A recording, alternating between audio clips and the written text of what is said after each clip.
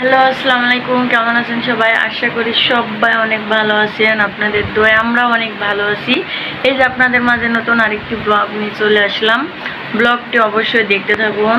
ব্লগটা অনেক ইন্টারেস্টিং হতে চলেছে। আশা করি ব্লগটি ভালোই লাগবে।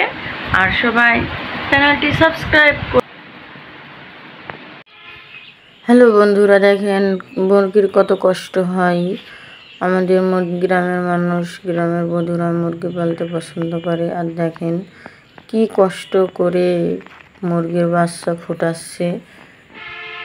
মানুষ বলেন, গরু বলেন, ছাগল বলেন, মুরগি বলেন, যে কোনো পশু পাখি হোক না কেন, মা হওয়া অনেক কষ্ট।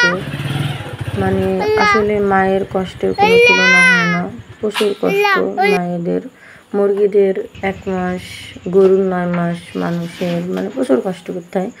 আর এই যে আপনার ভাইয়া আসছে, ফিহা যে ফোন করে বলছিল যে আব্বু আমার জন্য এটা আনবা, ওটা আনবা, সব আনছে। রাত হয়েছে অফিস থেকে আসতে। আসার পথে আম নিয়ে আসছে, কমলা, এই যে কমলা ফল, বেদেনা, এগুলো আনছে। আসলে মেয়ে বলে কথা, বাবার একটু মেয়েকে বেশি ভালোবাসে, আর মেয়েও বাবাকে অনেক বেশি ভালোবাসে। আসলে সত্যি কথা, মেয়েদের বাবার রাজকন্যা হয়ে থাকে।